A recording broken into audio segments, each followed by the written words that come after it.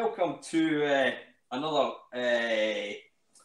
nice and nasty podcast. I can't remember. I say that every time. I can never remember what we're up to. It's something like, I don't know, 19, something like that. I might be wrong. It doesn't really matter. But this is actually a first.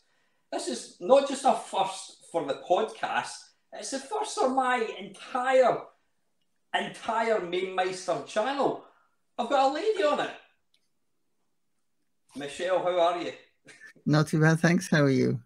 I'm wonderful. How does it feel to be the first ever lady on this channel? Well, with me, sex and gender is sort of a moot point anyway, given my personal history. But I tend not to care, to be honest.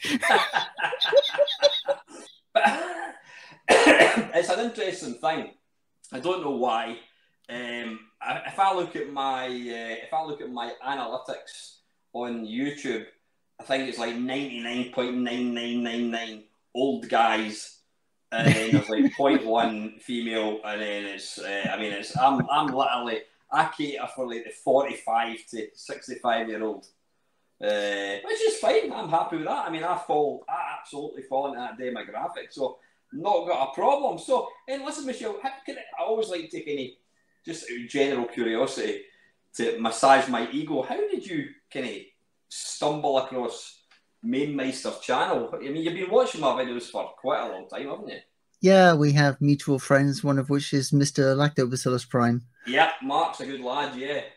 Yeah, I actually visited his home because, some years ago, 2018, I think. But we've known each other for some time, and yeah. Right, so was it kind of through Mark that you kind of got to know about my channel? I think so. I mean, I've been a gamer for all my life, pretty much, and YouTube jumping channels and recommendations. I can't 100% say when. Yeah. But who knows? And to be honest, who cares? Mark's probably responsible for me even being here, because I know you've been watching my channel for a long time, you've probably heard it, but I'm at the point now where I don't have anything new to say, so I just regurgitate the same shite over and over again, but people seem to enjoy it, so hey.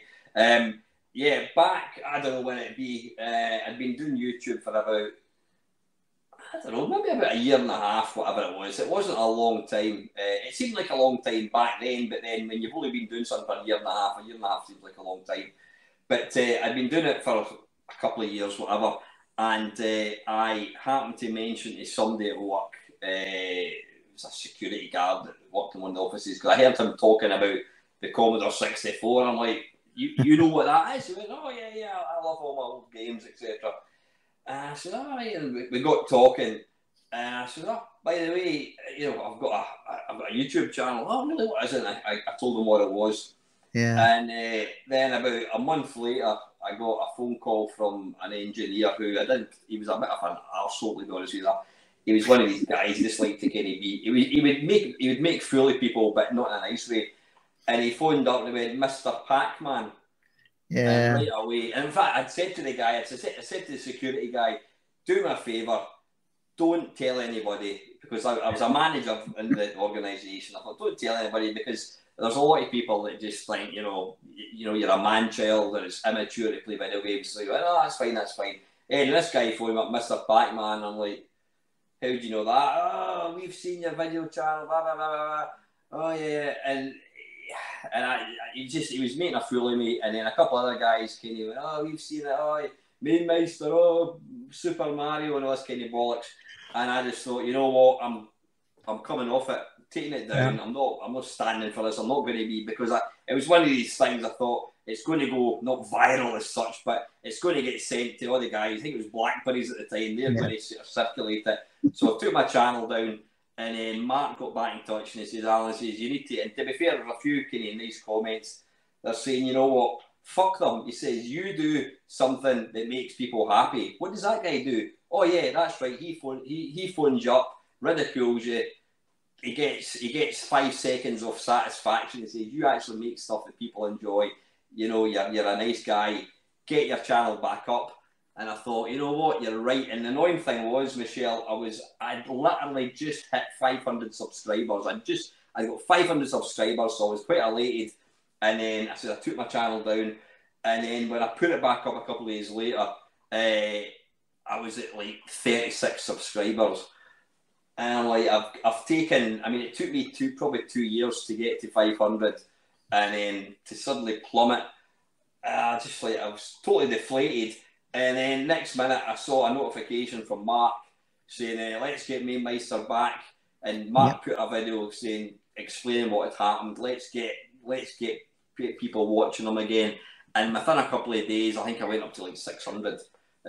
So I'll forever be thankful for Mark for doing that. And I think that was probably when I would say it was a community. I don't really think it's a community anymore. I certainly kind of am. Like, I just go out my own and do my own thing. There's a few people that I do videos with, etc. But in the main, I don't know, the whole retro scene community, whatever. I don't know. I think it's not what it was. It's not what it was. But anyway, so you've been watching it for a wee while. You've got your own channel, haven't you? I mean, you do kind of videos from time to time. Yeah. Definitely, mostly gaming related. There was a period of some years of Minecraft. Life is sort of, when you asked if I was okay and I gave the stock answer, actually it's not. Life's kicked me into the gutter and it's still kicking.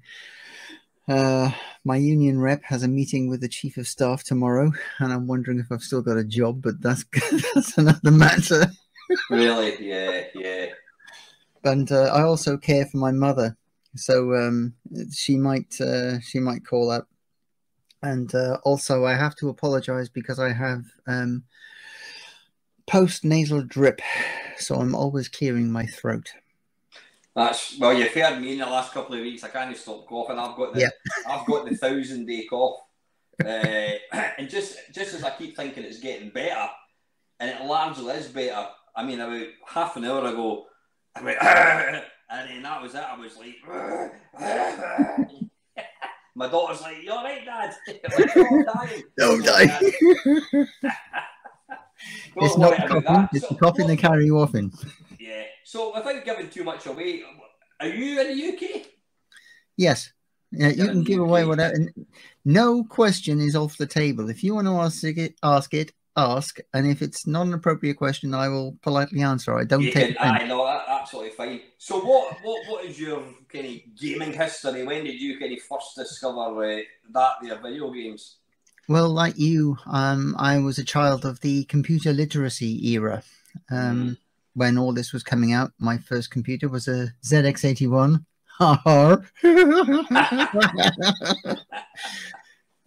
So yeah, I've actually got some more ZX81s now. I broke a promise to myself, and I have the instructions ready for Scion Flight Simulator. Oh wow!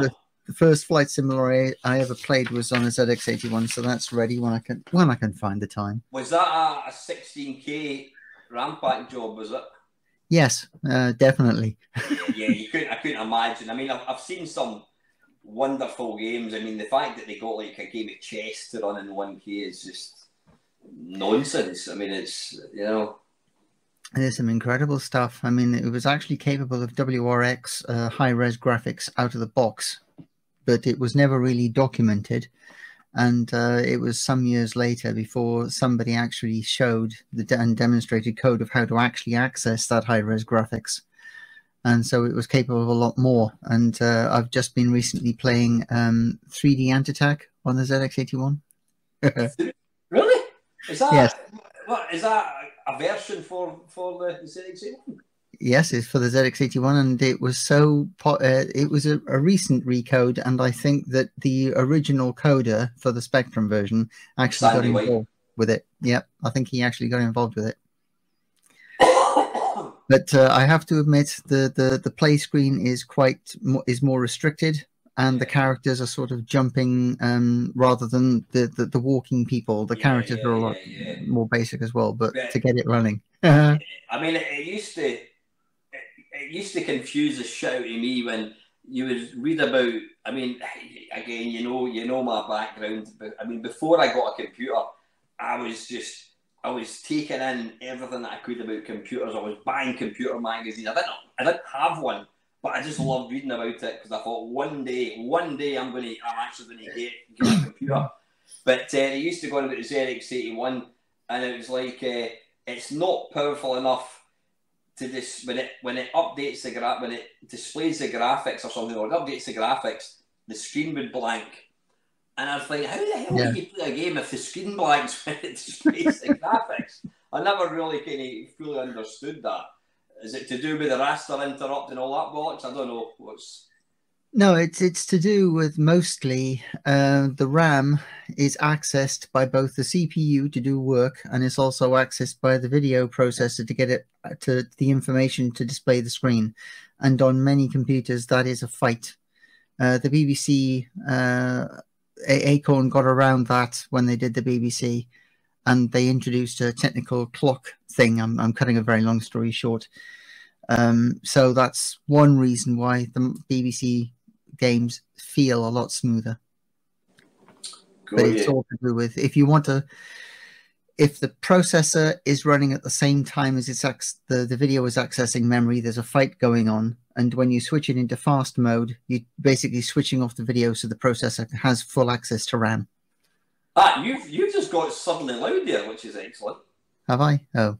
Do you want me louder? I hardly hear you. Anytime my dog made a noise, I couldn't hear you. You're suddenly there, poof, which is good. Okay. It may be settings, it may be whatever. I'll see what I can do for audio. No, that's fine. That's perfect. I could hardly hear you before, and now it's perfect. So. Okay, how's that?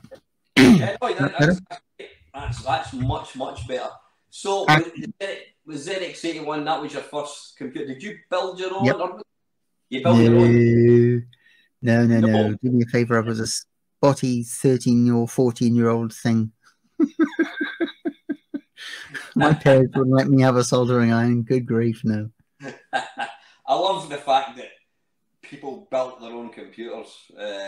Just mental. So when did you get that? When would that be? Kind of late 70s, eh? Early 80s, I think. I mean, when was the first one? I think it was the tail end, so it was the very early 80s, something like 81 or something like that.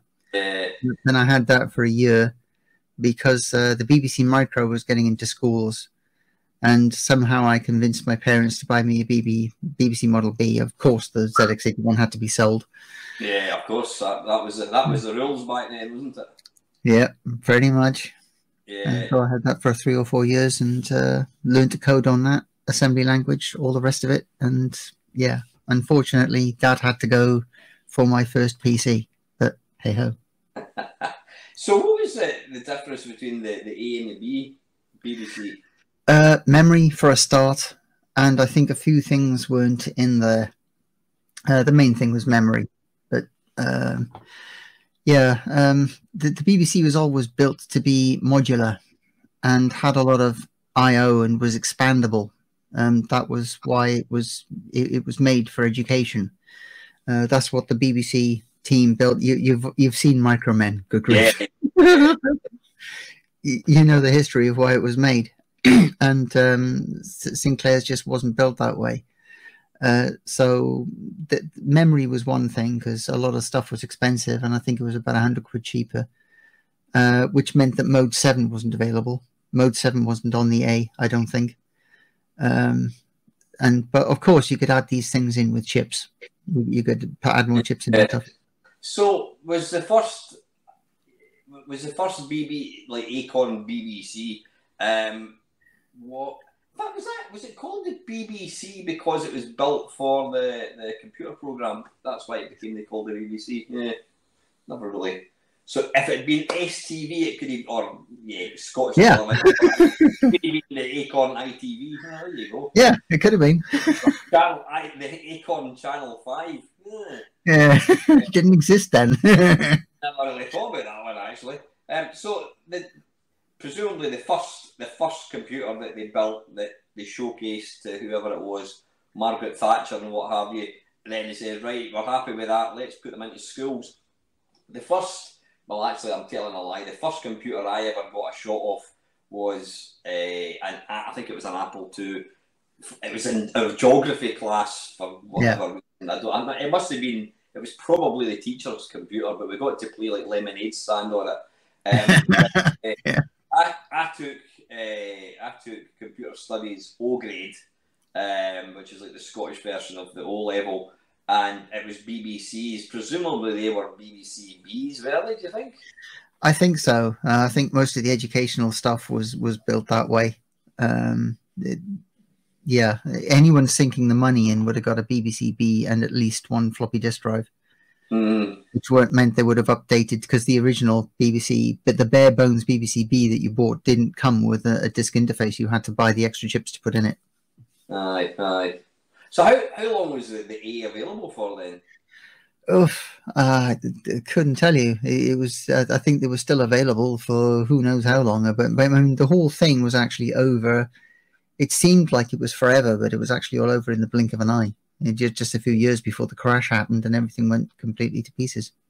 Yeah, and I mean, I don't know. I always try and pigeonhole computer owners. Spectrum owners were the snotty little kids that used to smoke and take drugs and drink alcohol, and the BBC people were the people that got to go skiing holidays, and they got spoiled. The middle class were the BBC owners.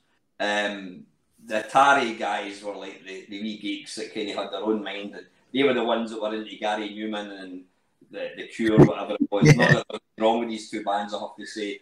Then of course you had the Amstrad kids who they came along kind of later on. Why do you think the BBC never really? It never really took off as far as a gaming thing. I mean, it wasn't really built for games. It was built for education and expansion. You have the tube port and all the rest of it, the user port, and all sorts of. You can connect it up to so much. And although it was, for most of the graphics colors, it really didn't have the graphics capabilities. And although it had a capable sound chip, there were others on the market like the C64 SID that blew it away.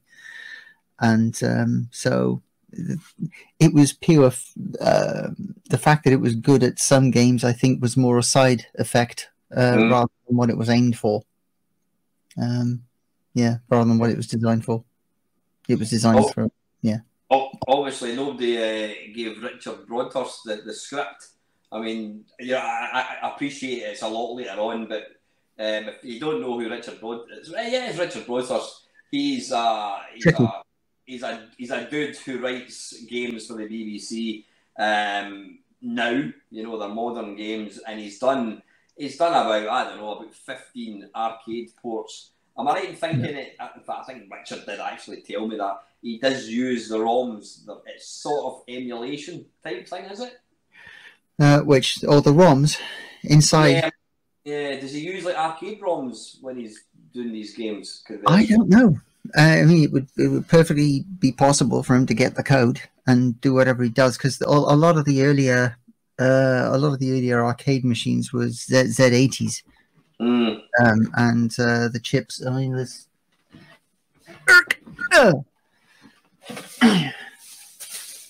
incidentally, the audio thing was down to the software auto adjusting the microphone, so I turned that off.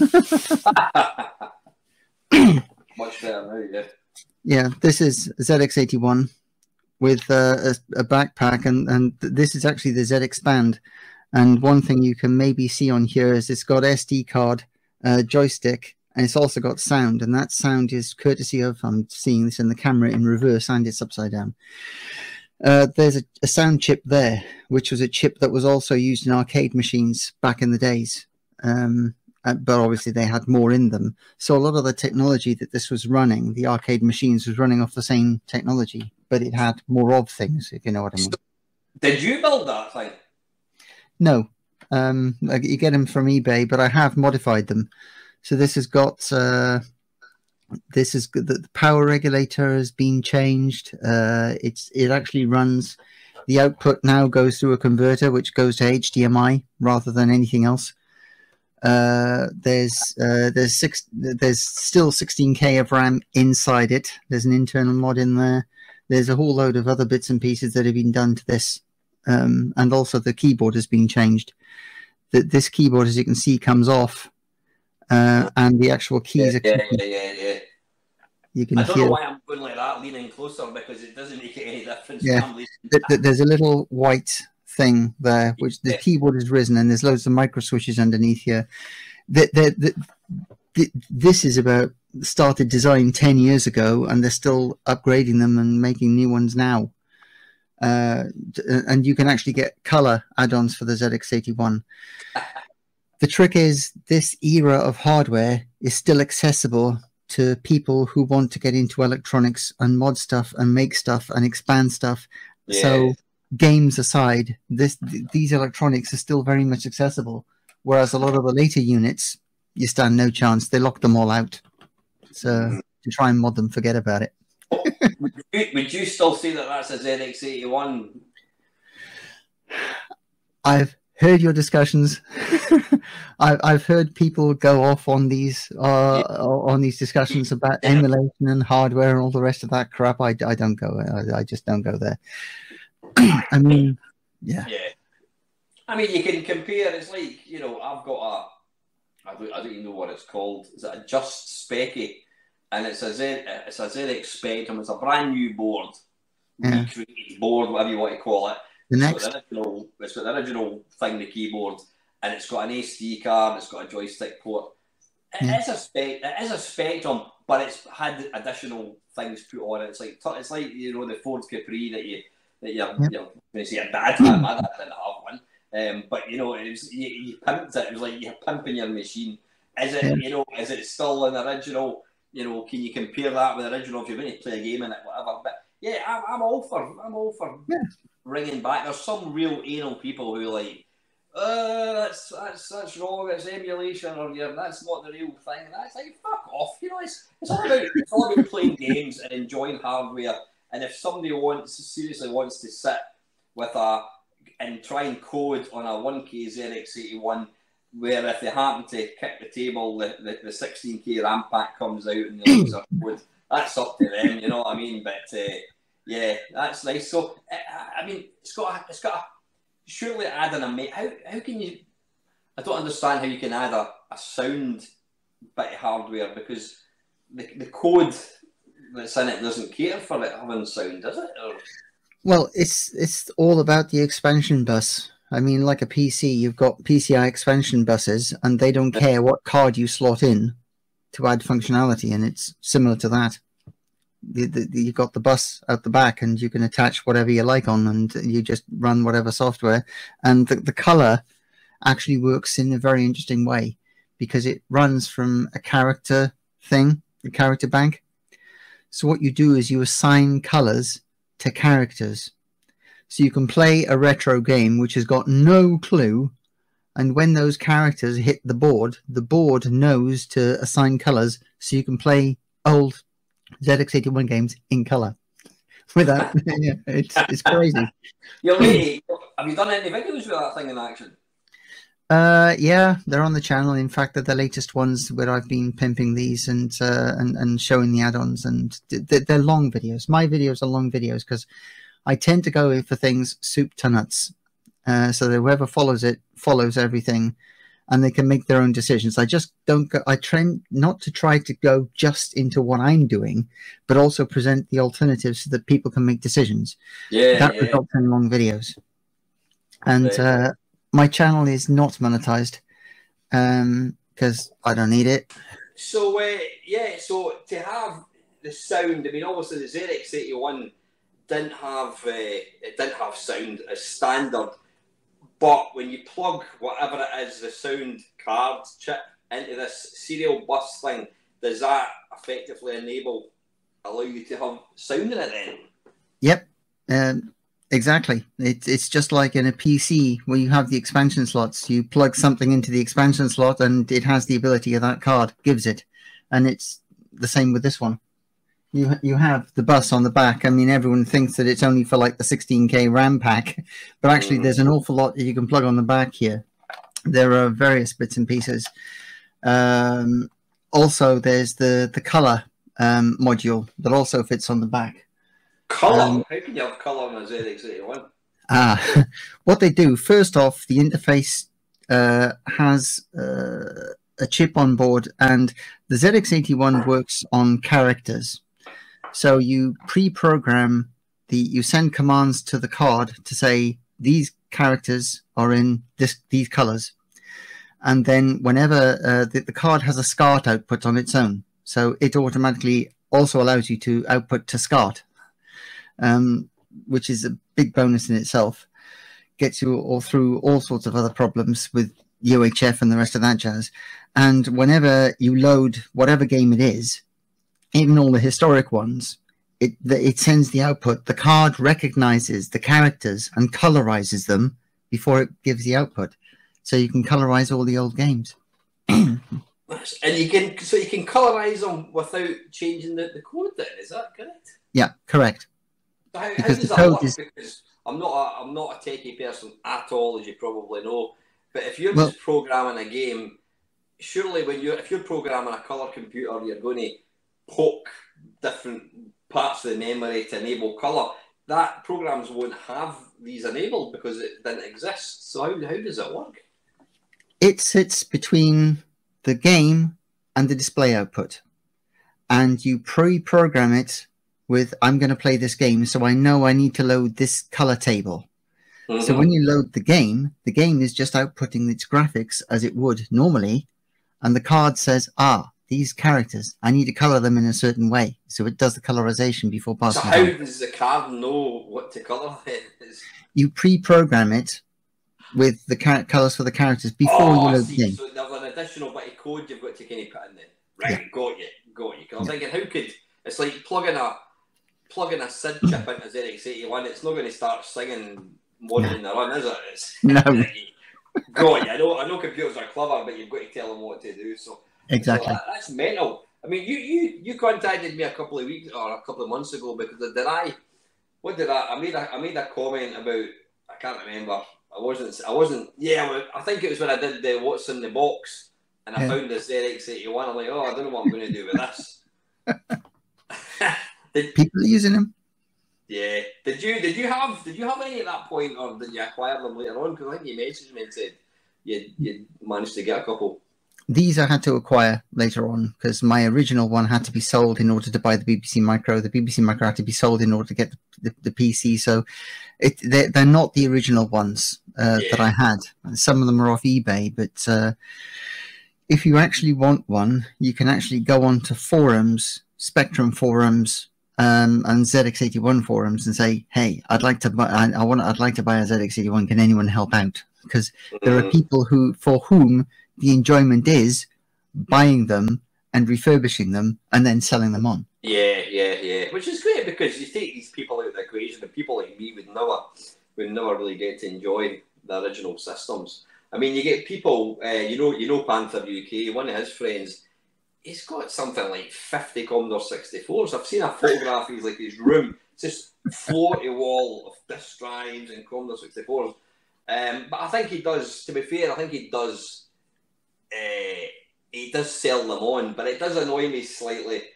I'm a big Vectrex fan, as you know.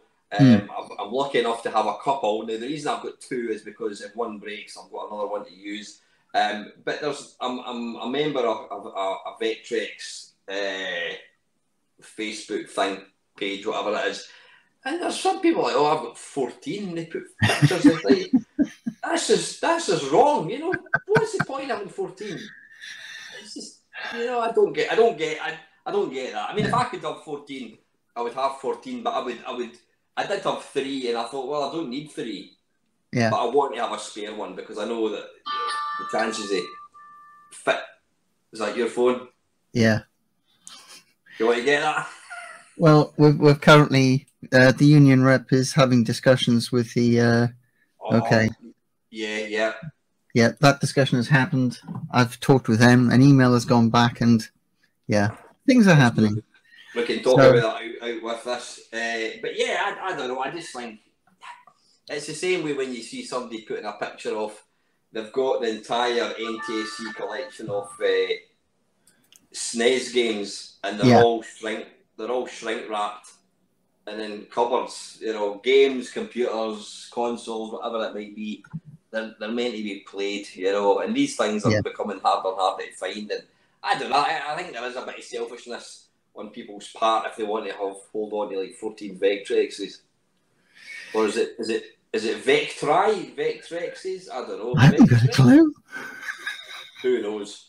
I'm dyslexic. I'm useless with English. I would love to sit and you're welcome to come on a Chums Talk Pish or a live Friday Waffle at some point, Michelle. We can talk pish about stuff. But the purpose of this podcast is the nice and nasty. Have you listened to any of them at all? Yes, I've listened to some of them. Caught bits. Lately, time has been an issue. I will happily admit. So I've skipped bits.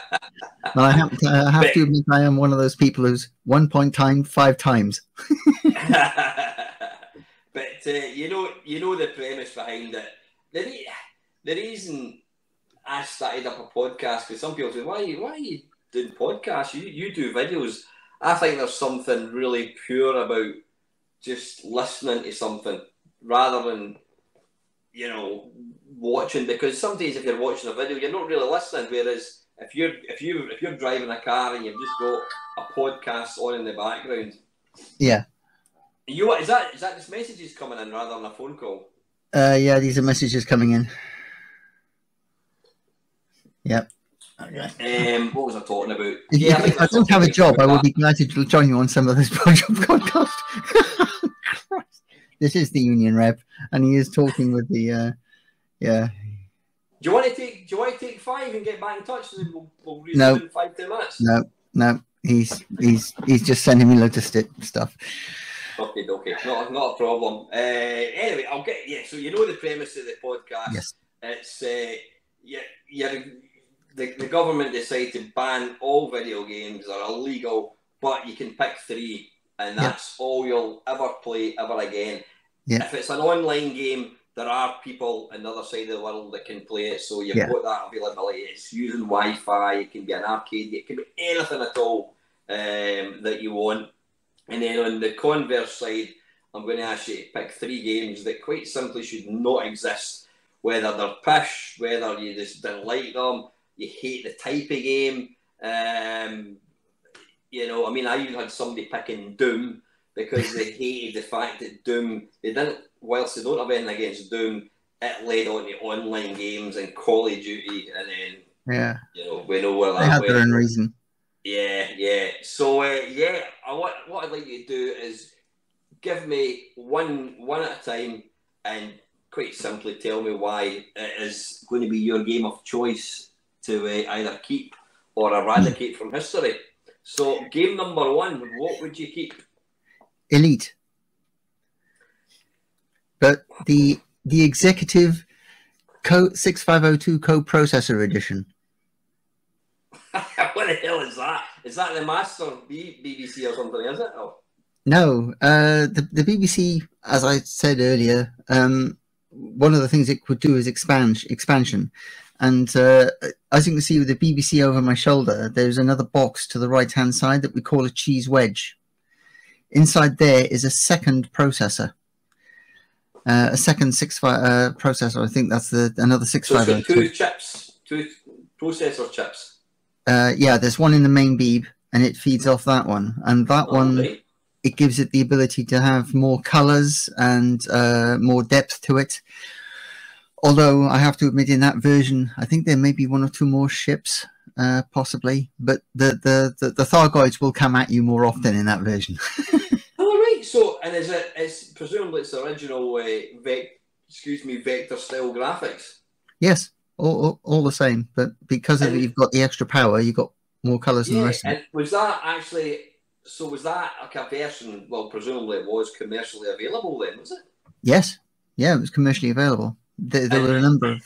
Yeah, it didn't upgrade the original Elite to run like that. Was that a specific version you had to buy for it? You had to buy that specific version. Yeah. Is that available to download or grab online somewhere? Yes, I will just check for you now. You may. I'm not sure if you're going to be able to. BBC. Because I'd love to have a go at that. Stick that in the Mister and give it a go. I don't know if Mister supports the twin process thing. Right. There is a website called the bbcmicro.co.uk, and it is the complete archive. And you can also play a load of the games in there on the browser. Whether this one will do, I don't know. It's funny. When we're talking, I think you joined the live stream on Sunday when I was playing. What was I playing again? Yeah, I started playing some BBC games, and you sort of said, "Oh, they're all available to play in the browser."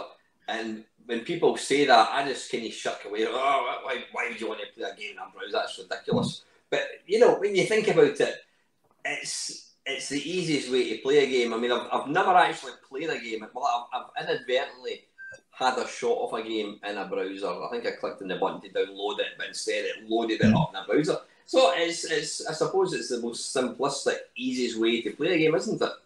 Yes, and yes, it is known on there as the enhanced edition.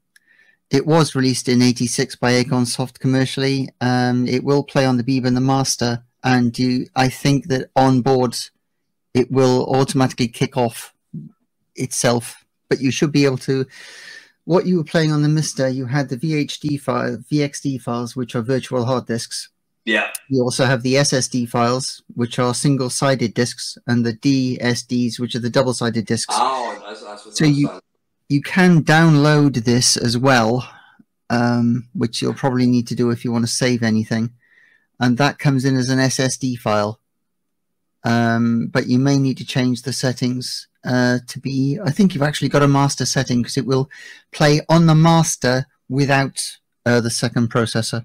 So I think you were playing on the master settings on yours. So I think the weird thing with the Mister Core, the only way you could load discs was if it was enabled as the BBC Master. When you knocked it back to a BBC B, the option to insert discs vanished, which is a bit strange. There is a definitive comparison of Elite versions on the Stardot website. Somebody's just sent me an email, but I know exactly what that's about. And there are the different versions that were available. There are differences in various ones, and I think I've found an easier version which lists that there's somewhere with a list of the various versions of Elites and what you can find, the differences in them, what's going to come and get you harder. But you can play this dual processor one in a browser, and it'll play as it would. Yes. As if you're playing it on a thing. Right, cool. I'll need to... You may have a problem saving games. If you could drop an email with that, Michelle, that would be wonderful, because I guarantee I'll forget exactly what you told me. No worries. It means I'll have to watch this back to find out, and I tend not to watch anything I record. No problem. In fact, once this is finished, you should be able to go back through my previous emails and find the list where you managed to not see what I'd sent. Oh, is that right? I apologise. Right, it's all on there. I'll need to dig in. Excellent. So yeah, Elite. I mean, I'm sure Elite's been picked by other people in the previous podcast. I mean, well, I'll let you explain why Elite. It was innovative. It's never really been.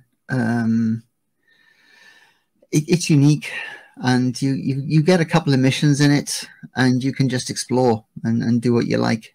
The fact that it was all generated off the back of it's just it's impressive. Just like it. So you've got to be on the ball. Yeah, I mean it's a one loader, isn't it? It's a one loader game. Yeah. Not on the hard disk. Not on the floppy disk. Sorry, on the floppy disk it will refer to the disk. I don't think. I mean, I don't know. I mean, I played the Commodore 64 one. I did have it on disc. I can't recall whether it loaded. I don't know if anybody that's watching this or listening to this can tell. I can't remember whether it did actually load once it loaded. But I mean, I know it came on tape. Yes. although I don't know how. Yeah, I suppose you must have been able to save the tape, but Yeah. yeah, I mean, it's difficult to really convey just how incredible that game was, and indeed is. You know, looking at it now, kids would go, well, you know, I'd rather play Fallout 4 or whatever it is. Yeah. But you know, when you see, I mean, you hit the nail on the head. You said it was like different. It was innocent. I can't even say that word. It was original. Everything. We were too busy playing Chucky Egg and Manic Miner and Space Invader clones, and then suddenly this thing came out. I mean, we played Space Invaders and Galaxian, and you were piloting this little ship, moving it left to right, and suddenly this game appeared where you could fly your own spaceship, and you could dogfight, and you could dock, and you could buy slaves, for God's sake. You know what I mean? Obviously, if it came out now, we need to rewrite a bit of that. But yeah, it was. I mean, that was one of the few immersive games that I got into. I think I got as far as Dangerous. I never kind of. I think I then got the Commodore Amiga and my Atari ST, and I continued to play it. Though I never quite enjoyed it as much as I did when I had it on the C64. I mean, it was a flickery mess, but I didn't know any different. But apparently, I think, was it David Brabin or Ian Bell or both of them or whatever, they said, I think, was it the Archimedes was supposedly the best version? I don't know. I mean, that's 3D kind of. I don't know. I never played the Archie. The Archie, and I never really had the money for one of those. That was the ARM 2, ARM 3. I'm not sure which one. I mean, that was kind of on sort of similar to an Amiga, wasn't it? So power-wise, was it? No. The Archie was quite more complicated. You know, the ARM processor. The first ARM processor came out for the BBC Micro, and it was in another cheese wedge. And I did see one go on eBay many years ago for about £400. Yeah. So then they developed the ARM further, and it was a completely different instruction set and quite a different machine. Yeah, I mean, it's quite a powerful game because I think, was it Zark was the first game? It was a sort of like a 3D carpet scrolling thing, and you piloted this. I mean, it was one of the most unwieldy games. Use the mouse, you push the mouse forwards to thrust, and if you happen to move the mouse left or right, it would go like that. Whoa, and it was it was a nice machine. So yeah, I mean, Elite, you know what? There's not really much more to be said about Elite. It's an astonishing game, and it goes without saying. There's no end to the game, so that's going to, when you're getting fed up of, you know, being on your own or whatever it is, you're never going to complete it. Yeah, 8 galaxies. Yeah. There you go. Excellent choice. So game number 2, and why? For keeping, yes? For keeping, yep. Night Ninja. Night Ninja. Ninja, yep. Right, that's what system is that one? It's another Beeb, and it's a recent one by Chris Bradburn. Right, I'm not aware of that game. Could you explain a wee bit? One thing that the BBC doesn't have much is much of color depth, and sound is difficult. But this one it makes use of the BBC's speed, really. And what you've got is you've got a level with a few platforms. You play a ninja, and lanterns will appear at various points, and you've got to go and get them. Now, as you can guess, it's not that easy because there's little black things coming across from each side of the screen and working their way across, occasionally jumping up or down. You just don't know what they're going to do. You've got a sword and you can just swipe them and kill them, but if you happen to jump wrong, they kill you. And you've got to get about 15 of these lanterns to go to the next level. It's addictive, it's smooth, it's responsive, and I'm just hooked on the damn thing. I've only got past the first level twice. Is it one you have to buy, or can you download it for free? No, it's free. It's on the BBC Micro Archive game site. Right, you can play it in the browser. So is it a distinct kind of arcade game, would you say? Yeah, you can probably think of it as sort of jetpack without the jets and without the without the fuel. You just something appears, you got to go get it. So it's a Yeah. similar premise to others, but it's smooth, it's addictive, and I like it, and it drives me nuts. Ah, I've died again. So it's that game that's like just one more go, is it? Yeah, yeah, And does you it got have it. that annoying thing where you want to play again, you got to press fire, and you got to wait for the title screen, you got to press fire and press fire, or is it just boom, boom, boom, and you're instantly back It's into the straight game? in. Yeah, It's straight in. that kind of interface can never be overrated because it's not the first time I go to play a game, especially kind of more modern games. You play a game and you die and you go, all right, I'll have one more go, but you've got to wait a minute for it to kind of load up. But these games, you just go boom, boom, boom, and you're instantly back into the action again. That's where you end up. Before you know it, you've played 20 games in like 10 minutes. Yep. Yeah. So excellent. Yeah, I'll look forward to actually giving that a go. So that would kind of scratch your arcade twitchy itch. Yeah. At the moment, ask me in another couple of years, and it may be something else. But of course, I will. Yeah. I'll ask you tomorrow. Love cheese. So, game number 3. I hope you've thought about this very carefully. Chucky Egg. Okay. Yep. Firm favorite. You've got to have the reflexes, and on the beeb, I think it's just so responsive, and you can go around it so many times, and yeah, it's just. What was the name? This is me putting my nerdy hat on. What was the name of the guy that wrote it? Was it like Nick Aldridge or Nick Aldrin or something? I can't remember, but I can probably look it up. Go on then. You're going to prove it wrong. Something tells me it was Nick something or other. Nick Aldridge. All I do is a quick search. It's probably Michael Hunt or something like that. I don't know. It'll be something completely different from what I think it was. I'm sure. Let's have a look. I'm currently looking at about 12 different versions. The first one was A&F Software, Beau Jolly. Nigel Alderton and Doug Anderson. Nigel, I was kind of, did I say Nick Aldridge, Nigel Alderton? So I had the initials right. I was kind of right, but completely wrong as well. I think there's a bit of debate in the sort of retro scene as to what is the best version of that. Oh, well, I'm looking at 12 different versions for the BBC now. You got Chucky Egg, Chucky Egg 2, Chucky the Upgrade for Chucky, Chucky Egg 4, Chucky Cheat, Egg the Upgrade, Chucky Egg the Sequel, Chucky Egg Hack, Chucky Egg 2009 Hack, Chucky Egg 2009, Chucky Egg Professional Edition, and Chucky Egg 2023. Professional Edition. But well, I mean, the fact that there are so many, I mean, it's the same with Manic Mine or I don't know if you've ever downloaded like a collection of games for the Atari 800. There are about 100 Boulder Dashes, just all these different levels. Yeah. But Chucky Egg, I mean, it's well, I'll let you explain why it's on your list of 3. It's on the list because it's fast, it's responsive. It just keeps you on your toes and you're immersed in it. One mistake and you're buggered. But it's not. It's got. With a lot of the other games, like, for example, Killer Gorilla, you've got to be absolutely pixel precise or you've missed the jump and you buggered it, and it really frustrates the hell out of you. This one, it's fluid.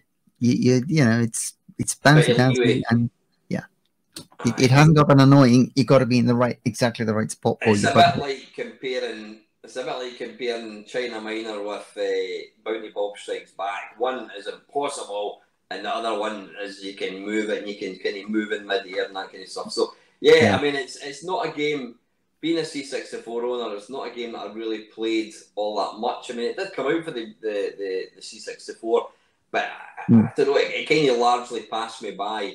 I have played it on the Spectrum. I love the sound in the Spectrum, it's great. And as you say, it's just one of these games. I think it's like me with Super Pipeline and Super Pipeline 2, it's just it's really fun to play. It's not overly difficult. You can get quite far in it, and it's great fun. Yeah, I'm just looking at the latest one that's been published. Again, it's by Chris Bradburn. Guess what game is now on the BBC Micro? China Minor. No. Ghostbusters. Is it? Yeah. It's there. Go to the site, it's there. Did that never come out originally for the BBC, no? I know, I don't think so. For a start, it had speech, which... Yeah, I suppose when you think about it, I mean, probably the what's the word for it? Not the glory years, well, we'll say the glory years, so I can't think of the right phrase.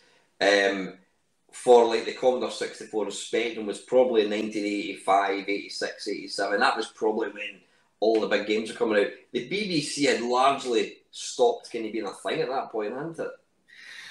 Yeah, pretty much. It's always been. It depends who it's a thing for, really. Acorn themselves went under, but the ARM lived on, as did the team. So as such, the Archimedes pretty much died with Acorn. Although there's a huge community doing things. I mean, there is so much a huge community still with the Beeb. With the ZX81, with the Spectrum, they've still got huge communities. Yeah, I know. Whatever.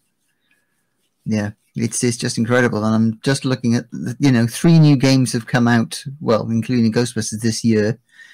Last year, Repton 3 Redux, Hopman, Pixel Dash, Sokoban. Sokoban's a new one, I think. That's a good one. Yeah, Battlezone. There's another one that's come out last year. People are making these games and they're making them better than they were, smoother than they were, and wow! Actually, just before I forget, one of my friends, Ian Boffin, actually he's not a friend just because like through my YouTube. I've known Ian for 20 odd years. I knew him through the Yak Yak, which was Jeff Minter website. Ian Boffin actually designed the graphics for one of probably the best early looking BBC games. With a caveman, Frack, he did the graphics for it. And it was his name Pete, something another Orlando. He did the that was his mate. He did the coding for Frack, and Ian did the graphics. Now, Frack was another one of those games that I never got on it with because it was quite precise. It was, yeah. If you happen to, I think if you happen to walk off a platform any more than really slow, it would just go, oh, and it would just keep going until it hit the ground. Yeah, the gravity side of things wasn't the best.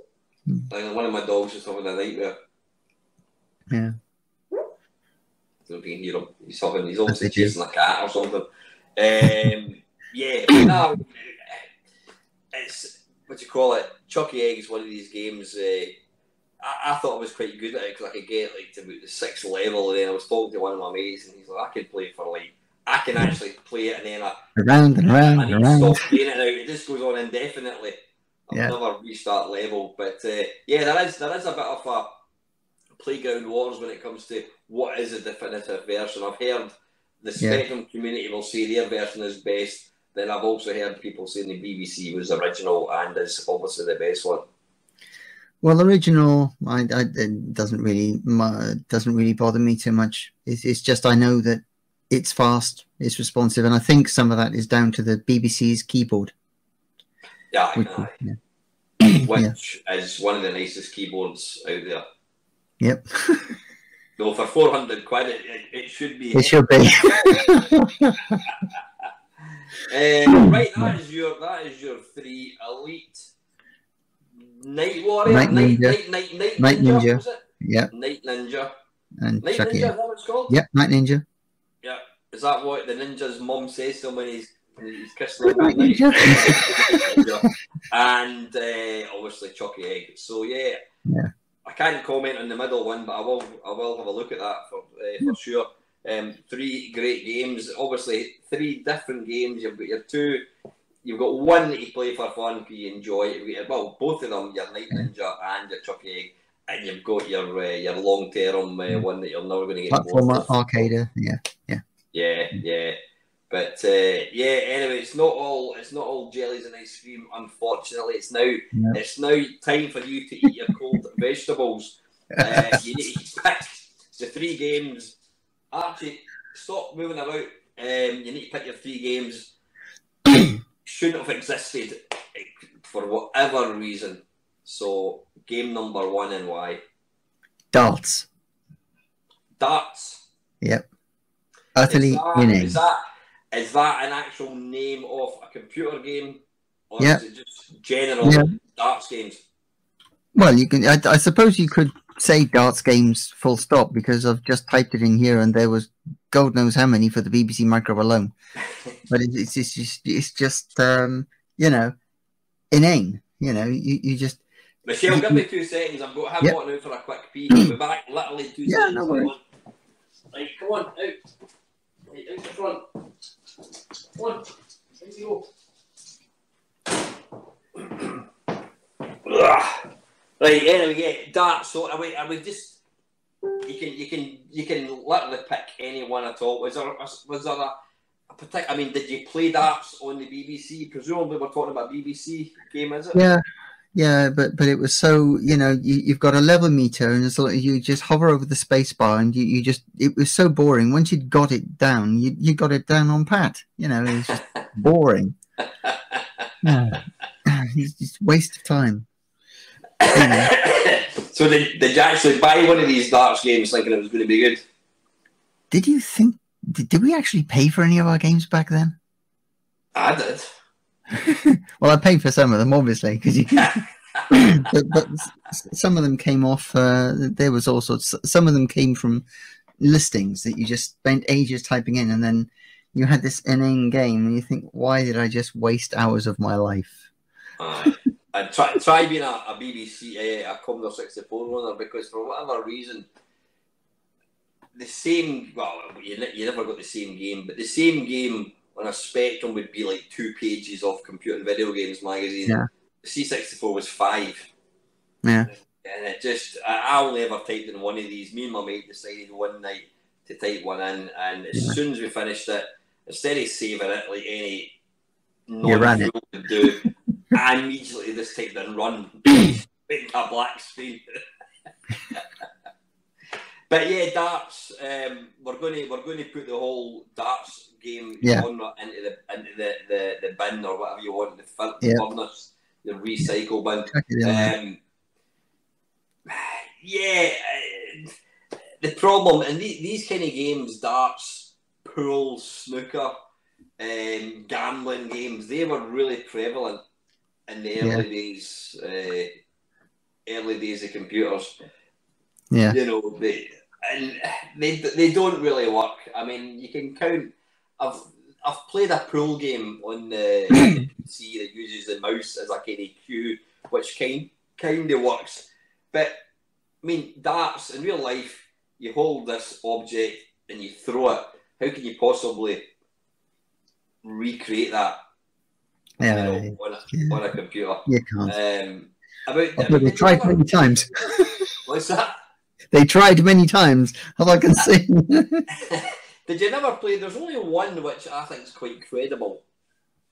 Not incredible, but credible. And it was 180 by Mastertronic. What was it called? Added Dimension. Mastertronic Added Dimension. It was done in a very cartoon sort of way. You played against these stupid kind of characters. But it was like the drunk hand. The hand would just kind of go like that. And you could sort of influence it with a joystick. What you wanted to do, it would just move about like that. But then if you move the joystick up and down, you got it go like that. And then you just wait for it to pass over just above the treble 20. In fact, when I played it on a live stream fairly recently, I managed to get a 9 darter, which is like the best. So that shows you how unrealistic it is. Yeah. Okay. So yeah, we're going to put the entire darts computer game genre into the bin. Sorted. Yeah. You're not going to say snooker next, are you? No. All right, game number 2, game of shame number 2. What's it going to be? Blockbusters. Yep. Absolutely. Oh my god. They thought that the tune was so catchy, and on a computer it was just so annoying. Da da da da da da da da da da da da da da da. You know. That'll be me getting a copyright strike. Thanks for that, Michelle. Sorry. Yeah. It's so old. Yeah. It's probably one of these ones. I think I did have. I don't know if I think it was multi-load actually. I can't remember where I got it. I did try it because I mean, let's not underestimate it. Blockbusters was for a kid of the sort of the 80s. It was. I quite enjoyed watching it. Did you enjoy the TV program? The TV program lost its shine after a while. Pretty much the only thing that was actually entertaining was, "Can I have a pee, please, Bob?" Yeah. That's... Come on.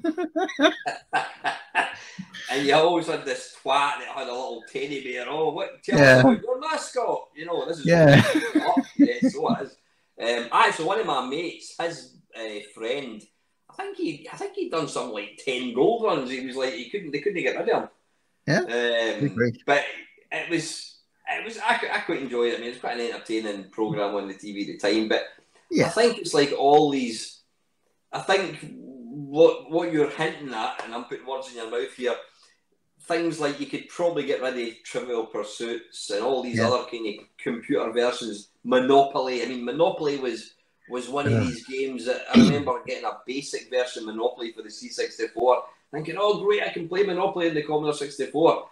And you realise it was absolutely pish. And the only fun that I got out of Monopoly was there was a speech synthesizer, easy for me to say, called Sam, and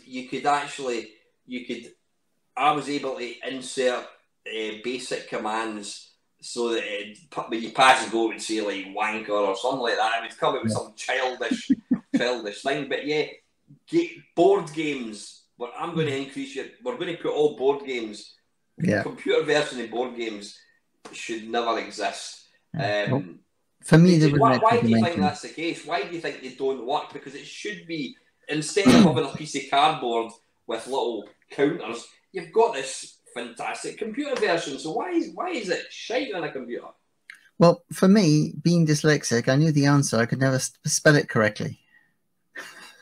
So it would mark me down. I'd lose you. I just couldn't spell it. Yeah.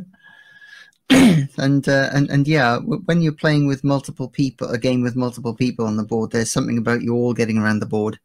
It's not quite the same, and throwing the dice and the interaction. It's not quite the same when you just sat in front of a keyboard and flat. And you can't cheat. You can't try and have a sneak a look at the answer, and you can't steal money out of the bank when you're playing the computer. Where's the fun in that? But I mean, I do remember buying for our younger viewers or listeners, Trivial Pursuit. I think people called it Trivial Pursuits. I think it did have an S. I'm sure it did. Trivial Pursuits. I've been calling it the wrong name all these years, but it was a game that was huge in the sort of early 90s. It's a board game that you get different sort of questions, different categories. And it was like, it became the sort of staple diet of 1990s Britain. You know, on a Friday night, you and your mates would get a few beers, you'd get Domino's pizza, and you would play Trivial Pursuit, you'd fall out and argue about it. And then they thought, oh, let's release it for the computer, because you're not just going to get bits of card with questions, you're going to get music, it's going to play music. You know, I don't think it extended to like animated graphics or anything, but I remember buying it on I think it was Domark actually that released it. It came out on a disc, and it seemed like, this is going to be fantastic. I can play Trivial Pursuit on my own, and then it's a bit like playing chess. You know, you ultimately realise that it's a pointless exercise. Well, nobody wants to play Trivial Pursuit. What's that? I'm just looking at 4 different editions that came out in 1988 and one in 1989. You've got Genius Edition, okay. Yeah, Baby Boomer. Young Players Edition, fair enough. What was that last one? Young Players Edition. Baby Boomer Edition. And Trivial Pursuit 2, A New Beginning. Seriously, good grief. Yeah. What? Nah, you've got to... you've got a. I'm actually just looking over there. I got at Christmas time. I got given a Christmas present by somebody. Can't remember who it was, and it's a Pictionary, and it comes with a pen, so you draw in the air, and it then transfers onto your TV. I tried it, and it's like. Do you remember? Did you ever have a Commodore Amiga? No. No. Well, did you ever I have lusted any? after them. What's that? I lusted after them, but I was feeling a PC addiction at the time. Well, you must have had like a sort of art package on a computer. What package? An art for like drawing, where like yeah. I was like, I mean, on the Amiga you had Deluxe Paint, which was like the kind of main one. When you if you pick a brush that's like really thick and you draw and you go like that, a circle, it goes, and it's like it jerks. It's really slow and sluggish. That's what that thing's like, and that's why you should never try and replicate a board game and turn it into something that's got a device that requires a battery and a bloody TV. And it's the same with board games. I mean, getting back to Blockbusters, I did play it briefly, and then I realised just as a quick segue, I've got Blockbusters on my phone. I don't play games on my phone at all. I've got Blockbusters on my phone. It's great. You can just go in and play. It's against two random people. Yeah. I've played, I don't know, I've played maybe about, 500 matches. It's like first to two. And I've won about 497. So my rating is like 99.96. Yeah. And every now and again, I mean, I was getting to a point, I was playing it every day, and I was terrified that I was going to lose. A couple of times I would go 1-0 down, oh bloody hell, I'm going to... And then I thought, I can't afford to lose, because I've got this such an amazing stat. And it got to a point, although I've still got my phone, I refuse to play it, because it's like, it's so addictive.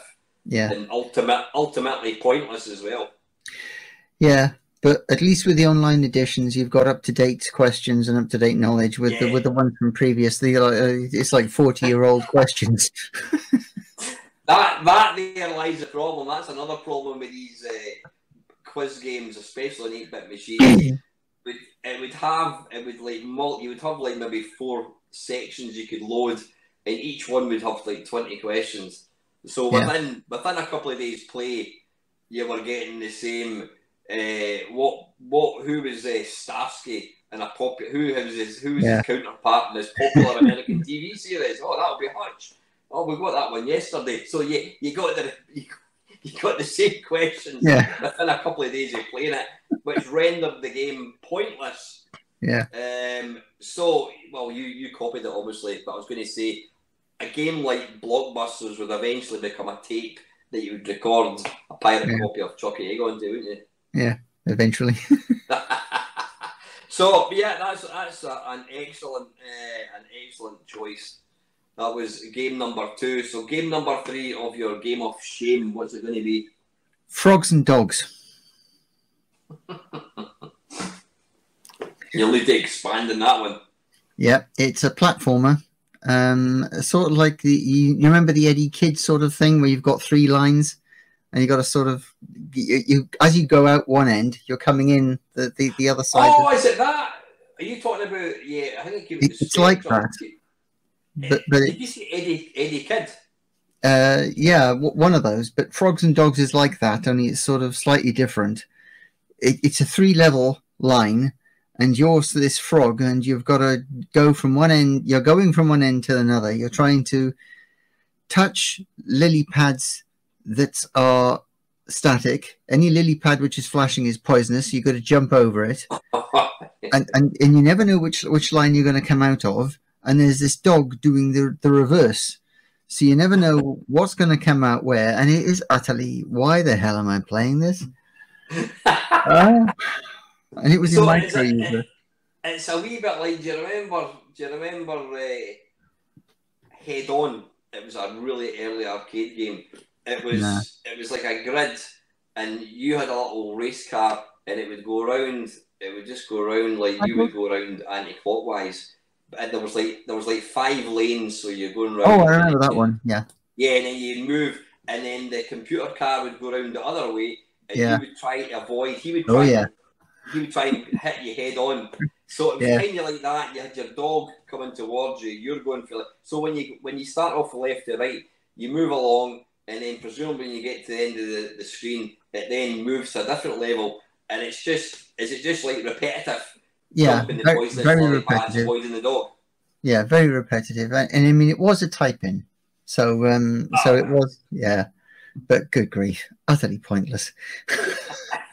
In some ways, that was worse because rather than burning like £5.99 your hard-earned cash, you probably wasted like 5 hours typing the damn thing in. Yeah, time is money. Only to have your illusions absolutely shattered.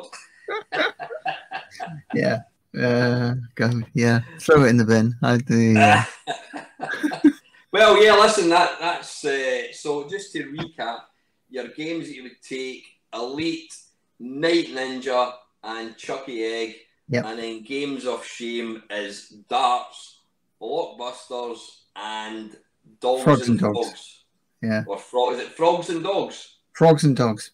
You'll easily find them all on that site. I've restricted myself to the BBCs because that's the I will make a point of not playing that game. Yeah. Anyway, Michelle, listen, thank you very, very much for joining me in this. Thank you for having me. You've been watching my channel for a long time. You're well known with everybody, and I'm sure everybody's going to enjoy listening to this and to actually watching it as well. But anytime you want to come on for a ramble, you're more than welcome. Well, if I lose my job, I might take you up on that offer. Well, I hope that doesn't happen. Anyway, take care. And as always, folks, thank you very much for watching and for listening. Till next time, take care. Bye.